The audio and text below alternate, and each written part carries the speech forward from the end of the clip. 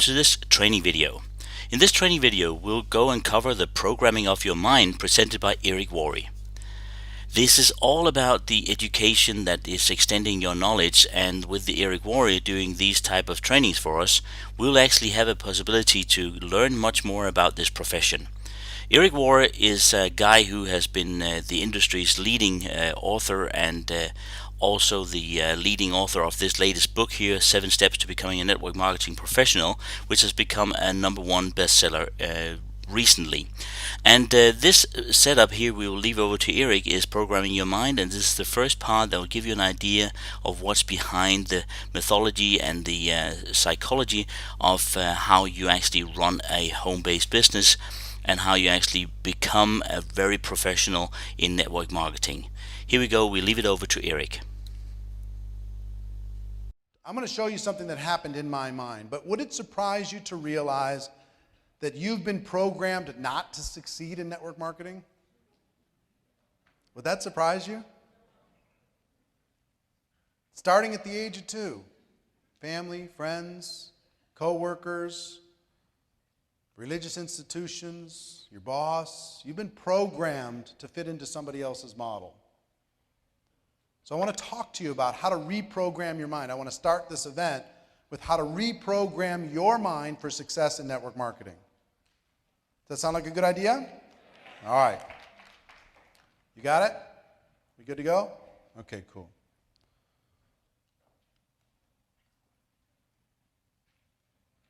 Reprogramming yourself for success. And by the way, this is the fanciest PowerPoint ever, because my nephew did it for me. And he's out working for like Lucasfilms and stuff, so don't think that I put it together, because I didn't. And the rest of the weekend will be very normal. Reprogramming yourself for success. See, here's how this works. If you take a computer and you type a letter, right? But that letter has a typo in it. And then you print out the letter. You see the typo. So you take an eraser and you erase the typo. Right? So you've printed a letter, or you've written a letter, you printed it out, you got the typo, you erased the typo. Success, correct? You're going to go back to the printer and reprint. Typo's still there. How does this happen? So you erase even harder. This will do it for sure. You go to a seminar. This will fix my problem. The seminar. That'll erase the typo. Go back to print, you got the same issue. When you go home, I still got the same issues. At some point, you got to go back to the computer. You got to, in the programming itself of that letter, you have to change the typo. Then you can print it out and have the result that you're looking for. Does that make sense? See, most of you came to this weekend saying, tell me what to do. I'm here for my to-do list. Tell me what to say, what to do, how to dress, how to, wake up in the morning. Tell me what to do. That's why I'm here, because I want to become a pro. And that's fine. A lot of people, what they'll do is they'll focus on activity. If you draw a line in time, what most people will focus on is activity. What to do. And they think if they do that activity long enough, they're going to get a result. Right? Makes sense? And if they get those results, then the clicker will work. Then they can have the lifestyle. So what most people think, activity leads to results, results lead to lifestyle. So I need to correct my activity, and if I correct my activity, I will get the results, I will get the lifestyle. That's what this weekend is for. That's what this is all about. If I do this, success is guaranteed. Here's the challenge with that. There are more things than activity. The activity is the printer. Right? It's not the computer. So if you try and fix what's being printed out without going back to the computer, you're only going to go so far. Let me show you what success looks like. If you draw success on a chart, success in network marketing, let me show you what it looks like. Doesn't seem to matter, doesn't seem to matter, doesn't seem to matter, doesn't seem to matter, all of a sudden it matters. Let me show you what failure looks like. Doesn't seem to matter, doesn't seem to matter, doesn't seem to matter, doesn't seem to matter. Whoa, all of a sudden it matters. That's a chart of what success and failure looks like in life, in network marketing, in business. But here's the thing. Before activity, there's something else. Before activity, there is your attitude. See, you'll do the activity as long as you feel like doing it. But when you don't feel like doing it, you're going to stop doing it. So in this environment this weekend, you feel like Superman, you feel like Superwoman, you could do anything, it's unbelievable. But you go back and the kids get in the way and somebody says boo and somebody says network marketing, I think you're stupid, you're making a mistake, somebody quits, whatever. And your attitude goes, what happens to your activity? When your attitude goes down, your activity goes where? Down. And there's something before attitude. What drives your attitude?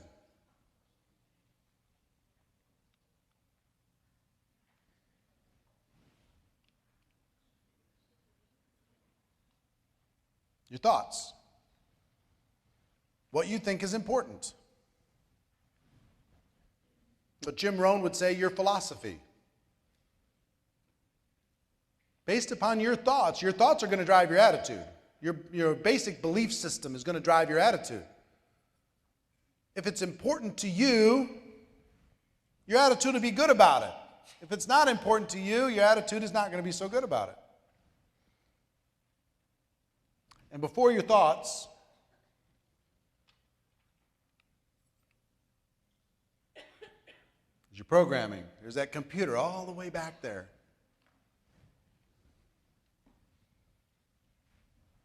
So if you take a look at all of this in a row, you got programming leads to thoughts, thoughts lead to attitude, attitude leads to activity, activity leads to results, results lead to your lifestyle, right? That's how this works when it comes to developing a life inside of network marketing. That's what it looks like. And almost no one deals with the left side of that line. They deal with the activity. And we're going to give you a lot of that this weekend, but I want you to be thinking about the left side of the line because the left side of the line is what's going to drive your success. Activity is fourth in line, not first. If you wonder why you cannot stay consistent with your activity, you're mad at yourself, you're beating yourself up because you just can't stay consistent even though you know you should, this is why. Your programming has an error that we need to adjust. And it might just be a typo. It's not that there's something wrong with you. There's just a typo that we need to change so we can get a different output. We've got to fix the programming to fix the errors. So let's talk about what creates programming. What creates programming? This core level.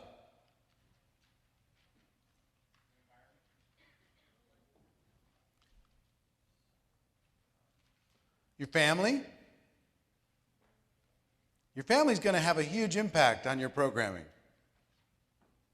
Where you grew up, what was important in your family, your family's belief system, their thoughts about money, their thoughts about success, their thoughts about entrepreneurialism, their thoughts about everything affect you from the age of 2.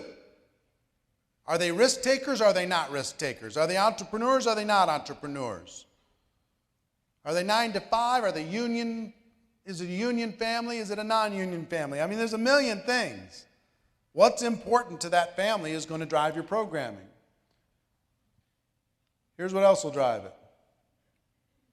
Your friends have a huge impact on you. You can't outweigh it. It's just massive. Your friend's belief system will impact your programming. There's no question. Education. The educational system will tell you what you need to fit into, what you need to do, how you need to do it. You need to be part of the matrix. Here's what's good, here's what's bad. Draw inside the lines, don't draw outside the lines. Your educational system creates your programming. Your religion. What's good, what's bad. It affects your programming. You have to decide whether that's good or bad. I don't know what it is for you. Your culture. Your culture and media. I'll just leave it up there. Your culture. If you're from Egypt, do you have maybe a different programming mindset than somebody from Australia? If you're from Colombia, you might maybe think a little bit different than somebody from India. If you're from Russia, is that a little bit different than somebody from the United States? Yeah, your culture drives huge amounts of things. You know, you take a look at some cultures that make education a huge priority. Go to India, there's more MBAs in India than there is college graduates in the United States. I mean, you go to the Far East, education. Some cultures just drive it like crazy. Some cultures don't drive it at all. Your culture, what's important, builds your programming. And the media drives every day. What is important to you? What you should buy, what you should think, how you should act, where you should go, what's cool, what's not cool. Talk radio is going to start to influence your programming. The television is going to start influencing your programming. The Housewives of Beverly Hills are going to influence your programming. The Jersey Shore is going to start influencing your programming. Heaven forbid. But it will, whatever you're watching. Constant negative news is going to influence your programming. What are all your inputs? So, laws of association says this. This is why your associations are so important. You're going to become the average of the 5 people you spend the most time with. You're going to become the average of the 5 people you spend the most time with. You're going to walk how they walk, talk how they talk, earn what they're earning, live how they live, read what they read, listen to what they listen to, go where they go, dress how they dress. You want a little test on the laws of association? Take the 5 people you spend the most time with, write down their income, what you estimate their income is.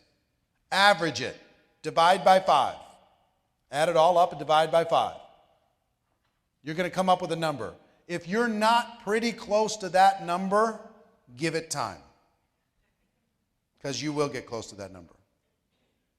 And I'll give you a secret on your laws of association. And some of the students I've worked with, some of my friends that I've worked with, they took this seriously and they changed their associations. When they changed their associations, they changed their life. The secret is this. You want to be at the bottom of your 5. You want to be in the lowest part of the economic ladder of your 5, the lowest part of influence of your 5. You do not want to have a posse. You do not want to have an entourage. I'll show you what happens when you have an entourage. If you're the most powerful person in the group, it's a problem. Be afraid. You need to be the least powerful person in the group if you want to grow. Here's why. When you do that, these people will pull you up. They'll pull you up. It's a natural byproduct. They will pull you up. The other side is if you're on top, what's going to happen? They're going to pull you down. I'm going to go crazy with this clicker, I'm telling you. They're going to pull you down. They're going to pull you down to their level. It's automatic. This is a law. It's not, some concept just thrown out there. Test it. Find out what I'm talking about. Find out if it isn't true. So, one of the reasons why I created Network Marketing Pro was to be one of your 5. To just be a friend, to just be somebody who will challenge you, push you, drip on you instead of negative media, positive influence. Putting together an event like this that'll challenge you, push you, make you grow. If you have one of the audio programs, for me to be in the car whispering in your ear, telling you you've got better in you. You've got greatness inside of you. You've got talents and skills inside of you. You can do better. You can grow. That's why. To be one of the 5. But you got to think about the 5. And if you're scared of your 5 right now, there's a couple things you can do. 1, don't spend as much time with people of low influence. Spend a little less time with people who are not bringing you up. Instead of 2 hours, 2 minutes. Instead of 2 days, 2 hours, Be very careful of the time that you're spending because it's having an impact, whether you see it or don't. Influence is unbelievable. I'll give you an example of influence. Come here a second, sir. It's Albert, right? Yep. Hi, Albert. Come here. This is Albert. Say hi, Albert. All right, let's say your goal is that camera right back there. Yes, sir. And I'm just one of your 5. Okay? And I'm going to walk with you on that path. Okay. And you're going to go to and you're focused on your goal. Okay, I want you to stay focused on the goal. And I want you to start slowly walking towards your goal. Okay? And I'm with you. I say, Albert, there's a really good movie out that we want to see. And keep going. You got your dreams and your goals. And there's this great barbecue place I want to go check out. And do you see this magazine? This really cool magazine. Look what happened to Paris Hilton. It's unbelievable. And look, a bird.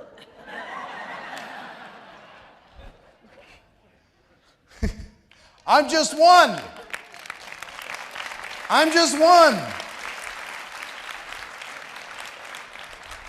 Now come here, Albert. You think I'm joking? You think that's not real life? One friend can do that. Turn around again. Now again, I want you to walk and I want you to get distracted and I'm going to be a different friend. Okay? Let's go. No. No. No.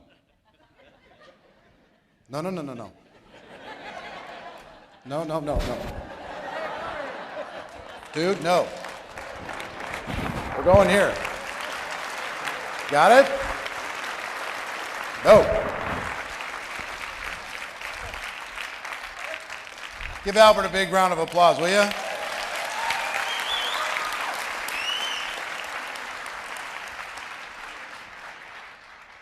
So of those 2 types of friends, what are your friends like? Are they the ones that will force you to stay on track to your dream, or are they the ones that will not only allow you to go off track, but will help the process? You got to take inventory. You got to be thinking about it. This is your life. It's your future. So, one thing you could do is spend a little less time with those types of people, but even a little less time is still dangerous. Can you see just with that example how dangerous a little time with somebody who is determined to take you off track can be? How dangerous is it to go for a person who's struggling with alcoholism and trying to stay in recovery? How difficult is it for that person to go to the bar, even if they're not going to have a drink, they're going to go to the bar to just hang out. Maybe they'll influence the other people towards recovery. How dangerous is that? Life and death dangerous. They get in that environment, one drink, and they could destroy years and years and years worth of work and have to start over. So they know that they can't afford it. You need to know that you can't afford it if you want to get better. Okay? So the second thing you might need to do until you gather enough strength is disassociate with that super toxic person. Don't spend as much time. Be busy in other places. I mean, some people are so influential around you that they can quickly get you thinking bad thoughts within minutes. You got to be careful of that. But the biggest thing is expand your associations. Get around people like this. Get around people who push you, challenge you. Watch your Network Marketing Pro shows. Read a good book. Whatever it is that will feed your mind. And then a trick that I learned about this, because most people aren't ready to have wholesale wipeout of their 5. They do the list and they go, oh boy, how am I going to do this? Here's what I know. About every 90 days, one of your 5 will change. About every 90 days. Somebody's going to get a new job, or somebody's going to move someplace else. Somebody's going to break up and not be part of the circle, break up with their significant other. Somebody's going to have a new boyfriend, new girlfriend, whatever, and it's going to shake up your 5. A new neighbor's going to move in, an old neighbor's going to move out. Something's going to happen. When that happens, consciously choose who you're going to try and put in your 5 in that spot. Don't let it just fall in on convenience. Okay? Really important. All right. So how do you change? How do you change? How do I change the slide?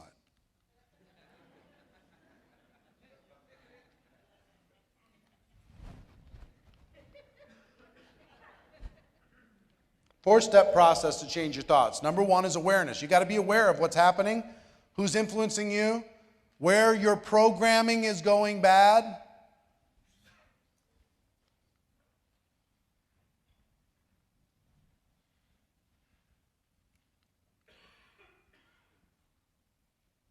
You're killing me. Number 2 is understanding. What do I mean by understanding? What I mean by understanding is, where are the repeating patterns in your life?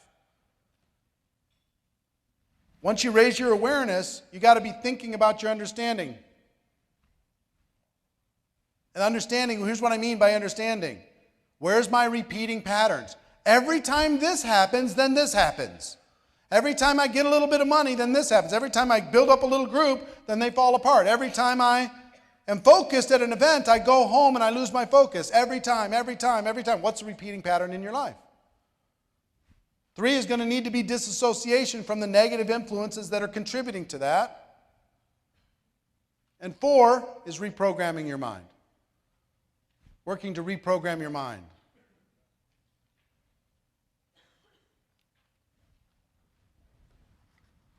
So, your thoughts. It's like, I heard Jim Rohn say, it's like we have a mental scale to determine what's important to us. On one side of that mental scale, we have life's distractions. And most of the time, life's distractions win. Your old programming wins. But here's what happens. We get an idea, we put it on our mental scales, and if that idea is more powerful, heavier than life's distractions, then we're going to take action on that idea. If it's not, if it's lighter than life's distractions, in other words, our programming says it's not that important, then we're not going to take action on that idea. It's as simple as that. If the idea is heavier, we take action. If the idea is lighter, we don't take action. That idea, how we think about that idea has to do with our programming and what we're feeding our mind. Tradition, etiquette, values, that can drive a lot of your thoughts. Your culture.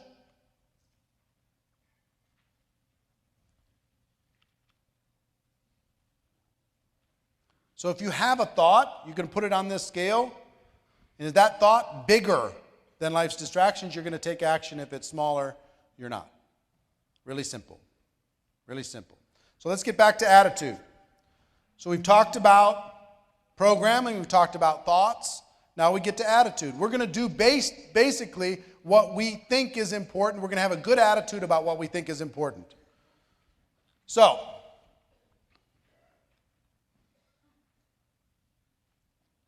you know what I'm just going to say next? I'm tired of clicking this thing. Okay? Cool. There's 4 important attitudes that you need to think about. Next. Attitude number 1 is about your past. How do you feel about your past? How does that drive you? How does that affect you? There's some of you that have come into this weekend beating yourself senseless over the mistakes that you've made. Yes, I could be successful, but I've been in 8 companies. You don't understand. Yes, I've destroyed my warm market. I could be successful, but my warm market is dead. Yes, but, with my upbringing and the way I was raised, it's so hard for me to understand success and embrace the future. Yes, but, I've had failings and bad relationships. And yes, I'm too fat or I'm too thin or I've made these different choices and I've done bad things in my past. Whatever that happens to be. What I want to say to you is use your past as a school. Go to school on your past. It's led you to where you are today. I was talking with Joshua. He went through some hard times 3 years ago, 4 years ago. But he had to go through those hard times to be where he is today. He would not be where he is with the group that he has and the organization and the success and the growth and the family and everything if he didn't go through that pain. That was part of his journey. It was part of his learning process. So think of it as part of your journey. You're going to be fine. Use your past as a school. Don't use it to beat yourself up on. All of us have a past. We get to decide how much weight we give it when it comes to our chances for a future. Okay? Next is how you feel about the future. You're going to be pulled in one of 2 directions. And I can tell, talking to a person for 5 minutes, which direction they are focused on. If I talk to somebody for 5 minutes, I can say they're focused on their past and they're living there, or they're focused on their future. They're focused on what they did, or the failings they had, or the success that they had in the past. And they're not willing to focus on the future. One person that I'm really proud of, his name's Jim Faubert. Jim Faubert. Anybody heard the name Jim Faubert? Jim is a legend in network marketing. A legend. First person to make $100,000 a month in a breakaway compensation plan back in the early 80s with Herbalife. 3-level payout. $100,000 a month. 1982, 83, whatever it was. Had that huge success, had some things happen. He went off, started his own company, had some problems with that company, had a partner in Mexico that stole his company from him, filled out false papers and ended up owning the company, which is still a successful company today. Jim was left out. And Jim lost his way. He lost his way. And he will tell you this. Jim became what anyone would call an MLM junkie. He was in 40, 50 different deals. Every few months he'd be talking about some other thing. And everybody said, what happened to Jim? And about 4 or 5 years ago, he had a revelation. And he decided, and he was living where? In his past. But don't you understand what I did and the success that I had and all these things? And he was trying to chase the past for 20 years, or 15 of them. And he decided, it was a spiritual experience that he had. He was broken to his knees, literally. and said, you know what? I'm going to let go of the past. I'm going to take the good. I'm going to let go of the bad. I'm not going to look there anymore, and I'm going to focus on the future. You know what else I'm going to do? I'm going to put my work clothes back on. I'm not going to pretend that I had some resume that entitles me to something. I'm putting my work clothes back on, and I'm just going to pick a company, and I'm just going to work. And I'm going to do what I know how to do, and my future is stronger than my past, and I'm going to make it so. And he started with no special considerations, no organization, having this reputation as a junkie, all of this stuff. And today he makes and he's just built it step by step by step by step by step by step. And today he's got a very successful organization. I think he's making about $70,000, $80,000 a month. 4 years later, he changed his focus. Some people get hurt in MLM. I've been hurt. I've had my heart broken. And for years I focused on telling the story of who did what to me and why that wasn't fair. And what that was focusing on the past.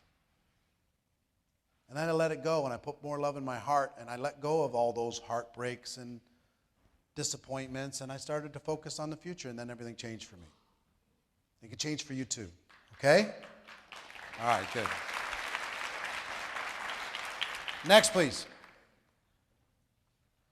How you feel about each other is really important. How you feel about the past is one thing. How you feel about the future is another thing. How you feel about each other.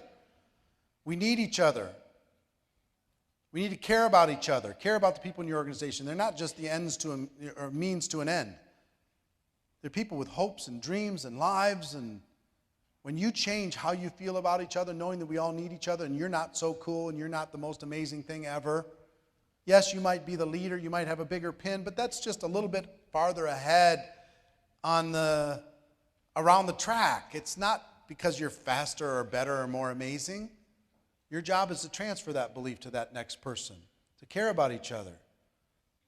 Also, I would say, can I give a commentary on network marketing, the network marketing profession? There's a lot of friendly fire in network marketing. We take enough shots from the world being ignorant and judgmental and harsh. We don't need to take it from each other. I understand that you might be proud of your company. I understand you might be mad that somebody left your company and went someplace else. I understand that you might be irritated at seeing somebody bounce from thing to thing. But what I would ask you to do is have a different level of maturity. I have a dear friend who thinks anyone that's not in his downline, who's been in more than one company, is an MLM junkie. If they're in his downline, he'll ignore it. He'll give them a pass because, they're in his downline. But anybody outside of his downline, if they've been in more than one deal, they're an MLM junkie. Really? He's been in 6 deals. I'm glad he's successful now. I am. I'm glad. Jordan Adler went through what? 12 companies? Never signed up a single rep. What would you call him? MLM junkie? Today he makes $1 million, $2 million a year.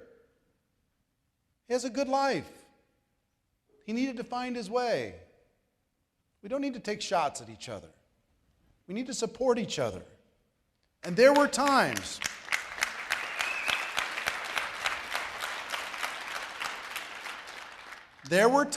when you needed to avoid Jim Faubert.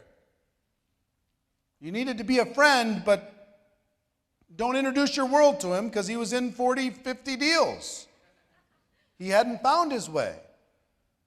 But be a friend anyway. Don't sit in judgment in the little fireside talks and just be talking crap about somebody in some other company because they don't line up with your thing and you're trying to find something to take shots at. Just don't do it. Understand they may have lost their way. Wait for them to find it. Have some compassion while they do. It'll be okay, okay? Can we do that as network marketing professionals? Is that okay? Good. I hate the little sewing circle in network marketing that just loves to sit in judgment like the Greek gods looking down. I hate that. How you feel about each other is important. But here's what's most important. Next, please. How you feel about yourself. Are you willing to give yourself a break? Are you willing to have some compassion on yourself? Are you willing to see a better vision for you? Are you really willing to do what's necessary to forgive you? Hardest person in the world to forgive is you. So tough. We're our toughest critics. Give yourself a break. Give yourself a fresh start. Give yourself a future. Give yourself some encouragement. Give yourself some light. I'm hard on myself. I have to watch it. I'm tough on myself sometimes. It can be dangerous if you get too tough on yourself. Okay, next, please. So we're back to activity. Attitude. We're finally back to activity. Tell me what to do. And let's get back and show you the charts. Go ahead and grow the chart, please. That's what success and what failure looks like. Formula for success. On the top side, formula for failure.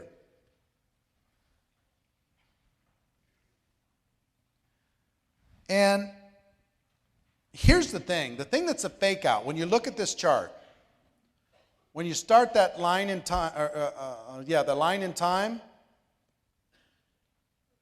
the difference between success and failure, you can't tell. That's the fake out in network marketing. You can't tell between the person who's doing the right thing and somebody who's not doing the right thing. Next, please.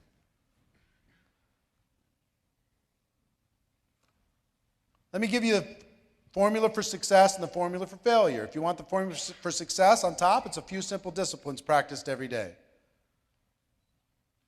The formula for failure on the bottom is a few errors and judgments repeated every day. It's just little tiny things. The successful person does those few simple disciplines. Why Jim Faubert succeeding today? He's doing the few simple disciplines, and he's not repeating those few errors in judgment, and over time, that's turning into a future for him. If I was to interview the top earners in this room, they will say it's just a few simple disciplines that I repeated over time. And it's a few errors in judgment that I avoided over time. That's what got me there. Next, please. So if a person does the activity on the top, one person, hands out a tool in the last 24 hours. Next. And the other person doesn't. You can't tell the difference. They both come into this room. Some of you have passed out a tool in the last 24 hours. Some of you haven't, and I can't tell. I don't know who did and who didn't. Somebody used the product, next. And somebody didn't. Can't tell. Don't know today. I might know in 3 months. I might know in 30 days. I might know in 2 weeks, but I can't tell today. Somebody attends the meeting, next. And somebody doesn't. Somebody does a 3-way call with a prospect, next. And somebody doesn't. Somebody has a home meeting, next. And somebody doesn't. You almost can't measure in that short period of time. Somebody doing the action and somebody not doing the action. So it seems like it doesn't matter that much. So you are tempted to stop doing it. Because the other person's having fun and you're not. You're doing the discipline, they're doing the error and judgment, they're having fun. You have delayed gratification, they get instant gratification. Well, who would prefer instant gratification? Everybody. Next, please. Next. Next. Next. Next. All right. See that top line? Here's what I will tell you. If you do this, it's going to be lonely. And if you stay on the discipline side, it will be uncomfortable for a period of time. the disciplines every day when nobody's watching, nobody's in the room, nobody's patting you on the back, nobody's encouraging you, nobody's, telling you to go get it, nobody's checking up on you, nobody's watching, it's going to be uncomfortable. Next, please. And at the same time, the people who are engaging in your business, in the errors and judgment, it's comfortable. They're hanging out, they're having fun, they're going to the parties. So it's hard because when you're staying home and you're doing the work and somebody else is going to the beach, and you can't tell the difference, they're making about the same amount of money as you're making in network marketing, it's hard to stay doing the disciplines. It's hard. Next, please. Here's why it's hard.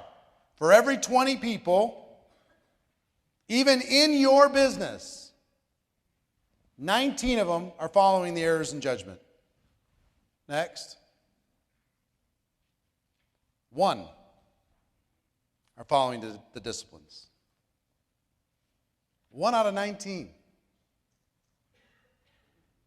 So do you feel sometimes that you're weird in network marketing?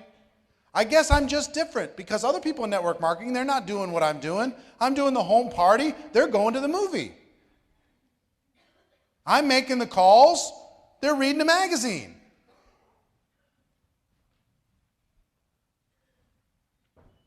I'm shopping on Black Friday. They're doing a promotion on Black Friday.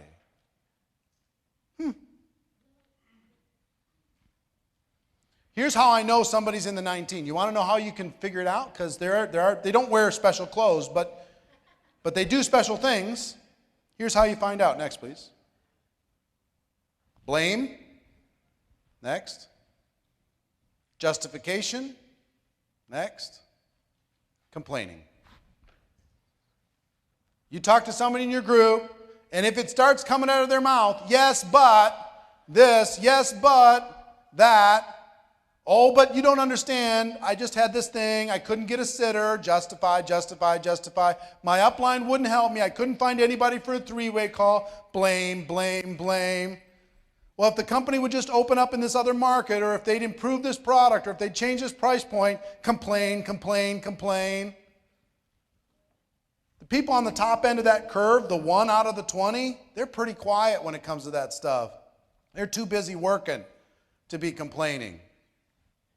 So if you find yourself, but hey, somebody's got to complain, otherwise nothing gets changed. Justify, justify, justify. Let it go. Get to work. Company will figure stuff out. They know what the issues are. They don't need you to point it out. Trust me. They know what needs to happen.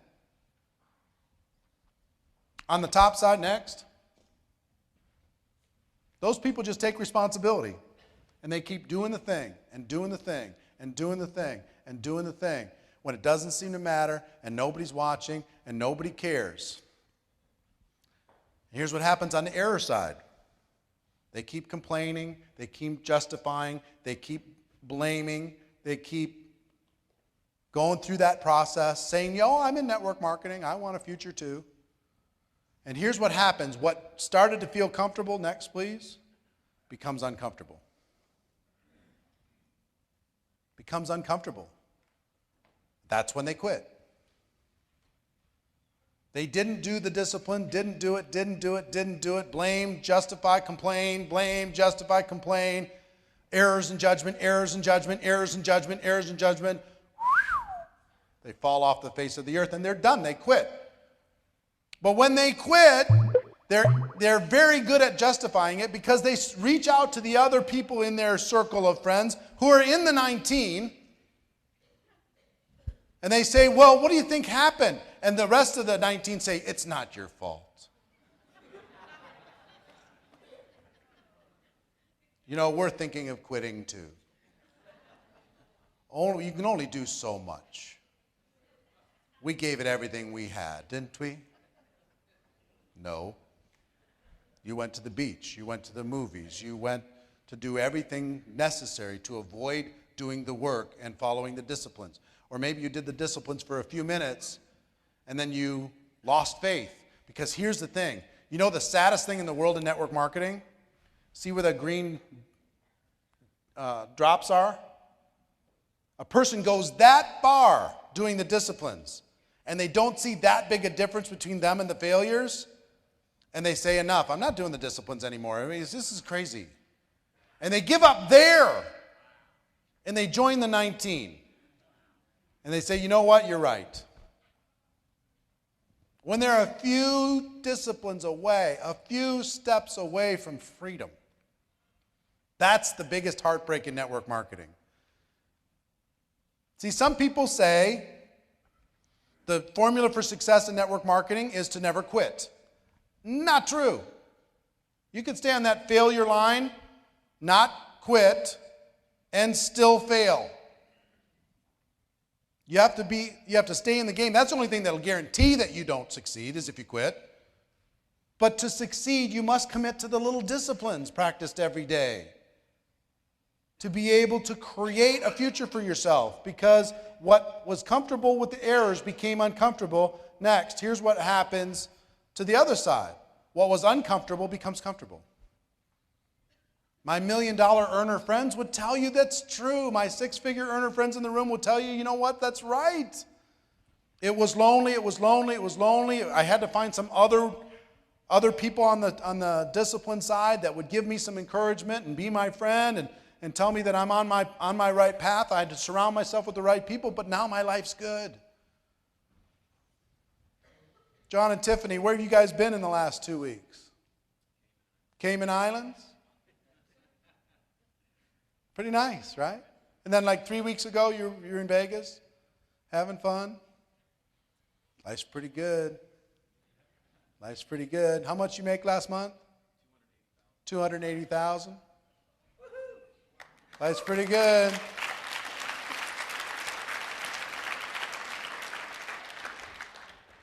But when you were starting, were you taking some arrows? Were there some days that you weren't quite sure? Were there some days when people were trying to drop seeds of doubt in your mind? Were there other people on the errors and judgment path while you were on the disciplines path? Was it lonely some days? There's no question. But is it comfortable now? Yeah. Don't stay too comfortable. Don't stay too comfortable. Balance it out. Balance it out. Still learning, still growing, still achieving, right? All right, next, please. Is this helpful? All right.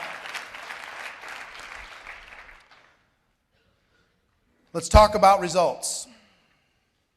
You know, activities lead to results. Repeating patterns going to lead to what you need to do. Results, if we go back to the timeline,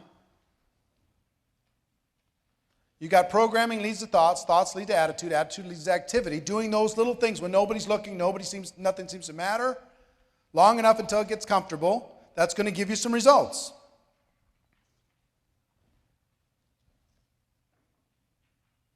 And here's what I will tell you.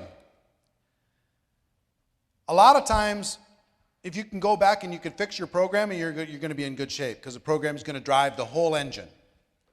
But there are times when it will go backwards. If you do the activity if you do the activity long enough, you'll change your attitude about it. It can go backwards. If you're afraid of the telephone and you go make 1,000 phone calls, your attitude about the phone will probably change. If you engage in the discipline long enough, it can go backwards. Next, please. Your attitude will then start to change how you think about this. Next.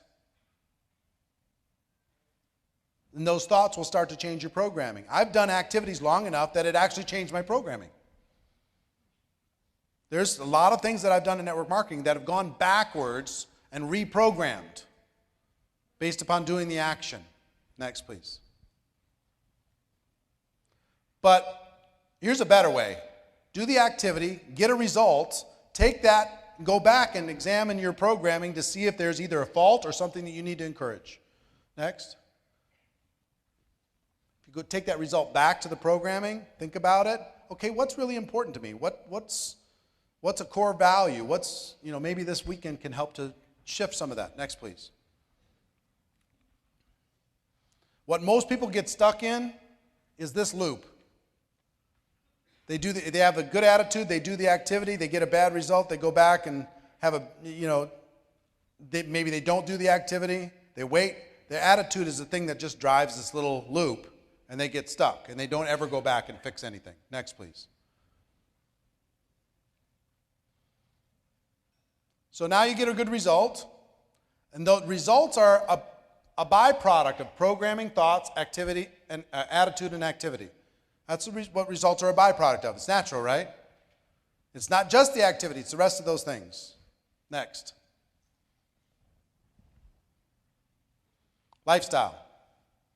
Results allow you to go to the Cayman Islands. Results allow you to give to the causes important to you. The results allow you to care for others. The results allow you to have freedom. Live the life that you want. But there's a difference between just having money and having freedom. I will tell you this too. Results are an output. They're the print. But if your programming's messed up, you won't be able to keep what you get. Even if you're in the right place at the right time. I've dealt with this my whole life. I still have programming flaws in me about retained wealth. I do. I'm still working on it. I don't know if it's, I feel like I don't deserve to, because I've earned millions and millions and millions and lost or given away or spent, whatever, millions and millions and millions. By now, I should have $20 million in the bank. I do not. Why? Programming. Programming. So you can get some results, but that's going to, your lifestyle is also going to be dependent on your programming. You can be a person that has a lot of money, doesn't have a good life. You can be a person that has balance, lives a big life, or you can be a person that gets a lot of money, spends a lot of money, doesn't ever have anything. Always living in crisis mode because you're addicted to it. That's part me too. And I'm still working on that stuff. Still working on that stuff. So lifestyle isn't on automatic, kick out if your programming has some flaws in it. So you got to think about all these things all the time, okay? The reason why I'm saying this at the beginning is we're going to spend a lot of time on activity this weekend. What I want you to understand is this stuff is going to have a bigger impact than you think on your 2013. Next, please. Your lifestyle is a choice. Next, please. Programming leads to your lifestyle. Next, please.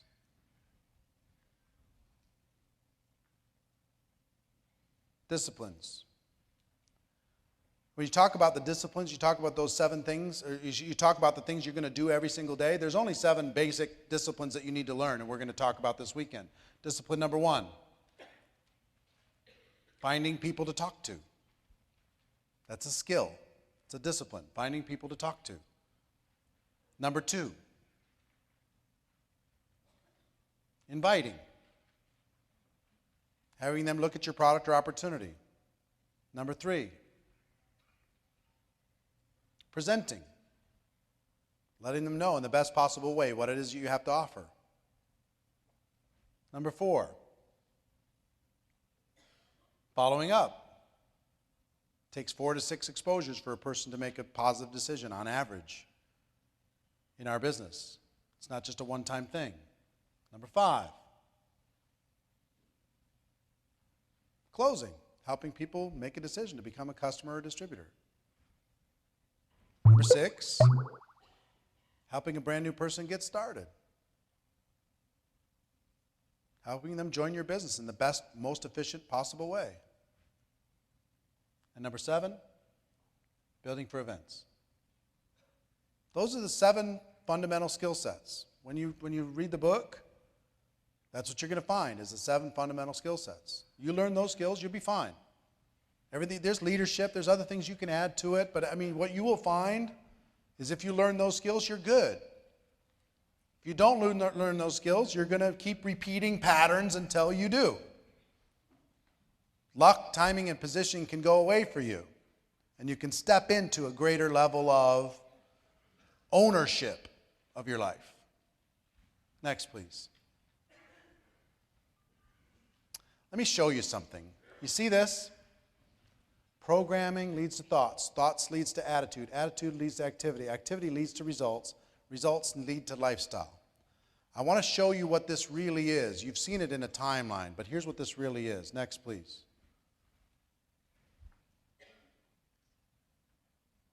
This is really a tree. This is how you grow your life.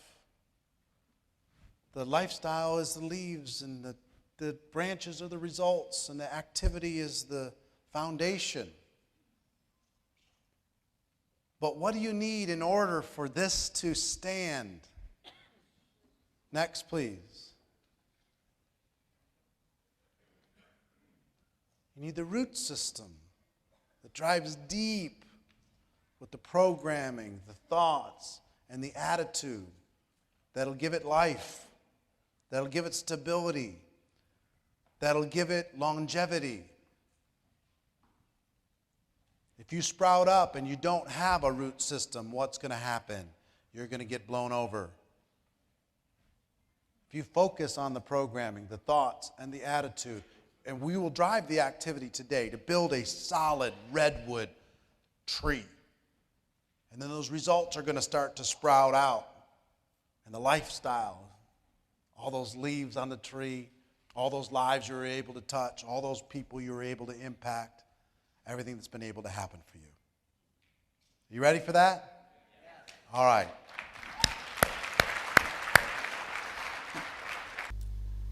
All right, good stuff here from Erik, and I hope you all got good value out of it. You can now tick off this first video of this series of videos of the Getting to Know the Network Marketing Pro training sessions, and the next one here is GoPro's #1 video, which is covering the first of the 7 steps in becoming a network marketing professional, finding prospects. So go ahead and look into that video. Talk to you soon.